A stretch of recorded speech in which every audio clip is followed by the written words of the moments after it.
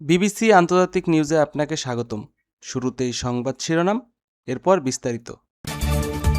Ukraine যুদ্ধ নিয়ে ট্রাম্পকে সুখবর দিলেন পুতিন। আপনি যদি মুসলিমদের পাশে থাকতে চান তাহলে চ্যানেলটি সাবস্ক্রাইব করে ভিডিওটিতে লাইক করে কমেন্টে জানিয়ে দিবেন আপনার মূল্যবান মতামত।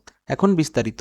ইউক্রেন যুদ্ধ নিয়ে ট্রাম্পকে সুখবর দিলেন পুতিন। ইউক্রেন যুদ্ধ নিয়ে মার্কিন প্রেসিডেন্ট ডোনাল্ড ট্রাম্পকে যুদ্ধপ্রতি কথা জানিয়েছেন রুশ প্রেসিডেন্ট ভ্লাদিমির পুতিন।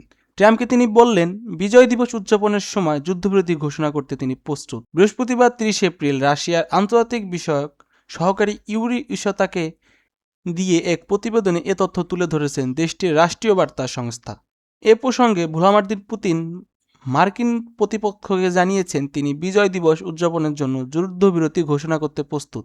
ক্রেমলিনের এ সহকারী আরও বলেন, ট্রাম্প ওই উদ্যোগকে সক্রিয়ভাবে সমর্থন করে বলছেন যে এই উৎসবটি দ্বিতীয় বিশ্বযুদ্ধের নাৎসিবাদের বিরুদ্ধে আমাদের যৌথ বিজয়ের প্রতীক। মূলত প্রতি বছরের 9 মে পালিত হয় রাশিয়ার বিজয় দিবস।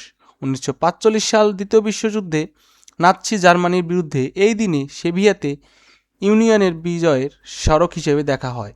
ট্রাম্প ও পুতিনের সামষ্পরিক ফোনালাপে এ বিষয়ে কথা হয়। প্রায় 1.5 ঘন্টা স্থায়ী ও আলোচনায় ইউক্রেনের যুদ্ধ নিয়ে বেশি কথা হলেও ইরান ইস্যুতে মতবিনিময় করেন দুই নেতা।